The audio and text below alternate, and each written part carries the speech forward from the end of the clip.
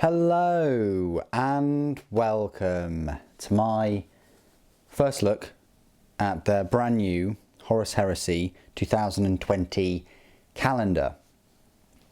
It arrived, it featured in my October the 12th pre-order video, so it's been pre-ordered since then. It's now November, well, it's November the 20th I'm shooting this. 5 weeks later or so, it's arrived. It cost £10, it's in here.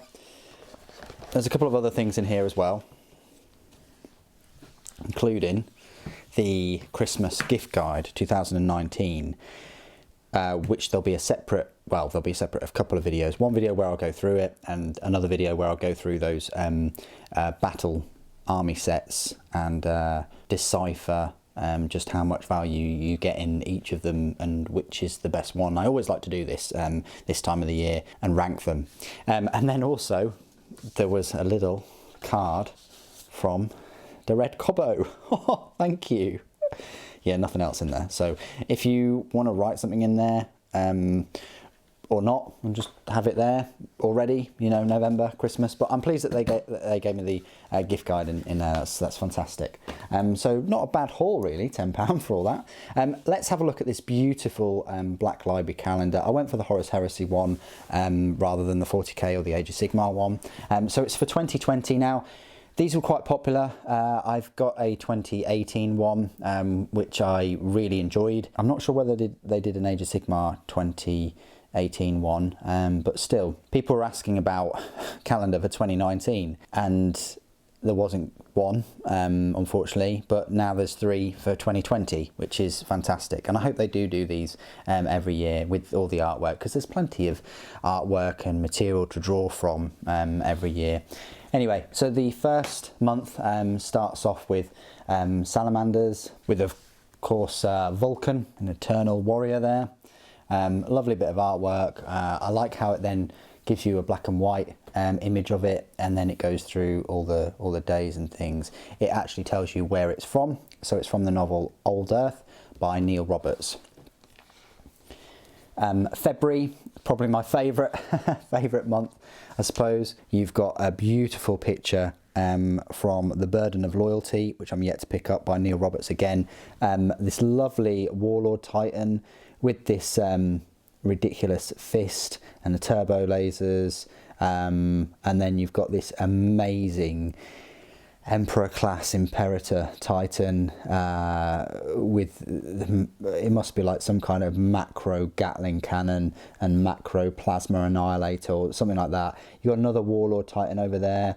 It looks like it's got the same helmet, you know, faceplate as this one. I can't see the other weapons either side, but it's armed with the Apocalypse missile launchers. The head is quite high on the Emperor class, and I love the fact that it's got this big church and chapel and all kinds of things going on there. It really gives you that sense of scale, just how big these ones are. Anyway, so that's probably my favourite. Let's just zoom out a bit. It's a bit difficult getting the full picture of this. Then you've got March, and this is from Wolfsbane. You've got Lehman Ross, I think, going against Horus on the ship. I think it's on the ship. Yeah, fantastic bit of artwork there. Again, that's by Neil Roberts. And then we're into April, another Neil Roberts bit of artwork. I think it's all by Neil Roberts. I mean, it says Neil Roberts after each one. So yeah, that's a shame that they're all Neil Roberts artworks. It would have been nice if they had different artists, but oh well, you know, it is what it is. So this is Black Shields, The False War. If you didn't know who Black Shields were, then I'll just look it up. Quote me if I'm wrong, obviously. May, you've got this wonderful bit of artwork here, from Slaves to Darkness. If we just zoom in, you've got Horus. I think that's Angron, completely demonified, I think. And then that's Fulgrim. You've got a bit of a snake body there. You've got, I think, yeah, there it is. There's a bit of the tail. And then he's now got four arms. He's got the feathers. He's got, you know, complete ascension to demon hood. I think that's Logar, and I think that's Perturabo. So yeah, got 5 Primarchs there. really, really nice to see them in, you know, Demonhood. Then you've got June. So you've got Rogaldorn there, looking resplendent in his Aquilon plate. I think it's Aquilon plate. And you've got Malcador the Sigillite, I think, there. Don't know who she is, but it's Heralds of the Siege, this book. Then you've got another Imperial Fist captain. You've got some massive defense lasers and things. Can't see any Titans on the background, but you know, I'm sure they're there somewhere. Then we're into July, things hotten up for the summer. You've got this lovely standoff from the novel Titan Death. I have this novel. If you like Titans at all, you owe yourself to get it. This is great standoff between a Reaver Titan and Imperator class Titan. This one even has, instead of as well as the chapel and things on the top, it's also got two ridiculous gold statues. Well, I think they're there. I don't think they're on the big wall. I think they're actually on there, and you can see how high the Hive City goes up. It's just goes to show you that, you know, these things are very, very high. You've got another Warlord there. You've got another Warlord, and a Reaver. A Warlord's just smacked a Reaver in the face, it looks like. All kinds of things are happening. It's crazy. Sense of scale as well, just shows you how big these things are. So that's July. Then we move on to August, and yep, the summer has really hottened up because Mortarion is in he's getting beach body ready, obviously. Yeah. A lovely bit of artwork there from the Buried Dagger, which I also own. You've got some Death Shroud Terminators there as well. Yeah, fantastic. And then let's move on to September. This is the Solar War. So these are the Siege of Terror books. This is very early on, obviously. You can see a couple of Warlord Titans all the way up there, so it just goes to show you, just again, the sense of scale of the Imperial Palace. This isn't even the Imperial Palace, this is probably some kind of palace structure. This is part of the whole district of the Imperial Palace. It's absolutely ridiculous. You've got some Imperial Fist figures, you've got some Custodes, you can see them with the spears there. You've got Rogaldorn himself, you've got some Imperial Guard, you've even got like a specialist unit as well. Yeah, fantastic. So many things happening here as he is building up the defences of Terra and the Imperial Palace kind of structure in the Himalayas. Moving on to October, you've got a beautiful picture there of Sanguinius, Primarch of the Blood Angels in The Lost and the Damned, which I think is the second book of the Solar War, of the Siege of Terror.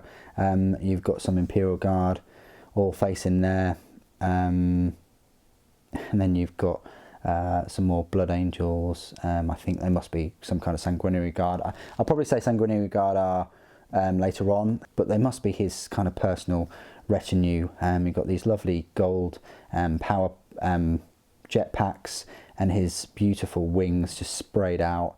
He's got the Spear of Telesto, and he's got the Blade and Carmine as well. Beautiful picture. And then things are starting to get a bit colder, so we move to November, and we've got a face-off here between well, they're World Eaters, I'm sure. So you've got World Eaters there, you've got Imperial Fists with some Siege Shields, and you've got one of the Iron Warriors, I think it is. I don't think it's Perturabo because it just looks like a Terminator armour. It's not as big as like a Primarch, but it's a nice little face-off there. I guess we'll find out who these two people are in the First War, which I think is the third book in that series. And then finally, you've got this awesome looking bit of artwork. I do prefer the older version, I say the painted version. You know, I do prefer the older version of this face-off, but still, it looks pretty awesome. You've got Horus there with that ridiculous talon. You've got the Emperor himself. You've got all these feathers, which, you know, I think some of the birds and pigeons got caught up in one of the vents of this ship. No, of course it's Sanguinius. Spoiler. So yeah, he's facing off Horus there. Yeah, he looks utterly possessed in that picture, and that's from Visions of Heresy, you know, the updated version of Visions of Heresy. And then finally, you've just got this bit of artwork just at the end for some reason. I like that, that's pretty cool. You could just have that on there as, you know, all of January while you're waiting to get your next calendar, or, you know, hopefully you will have got your 2021 calendar before the year starts.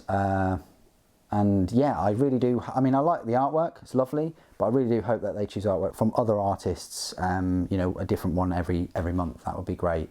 Anyway, that was my look at the 2020 calendar. I'm really looking forward to, well, not for time to flash me by for the whole year, but I'm looking forward to looking at that every day and getting stuck into some Horus Heresy novels.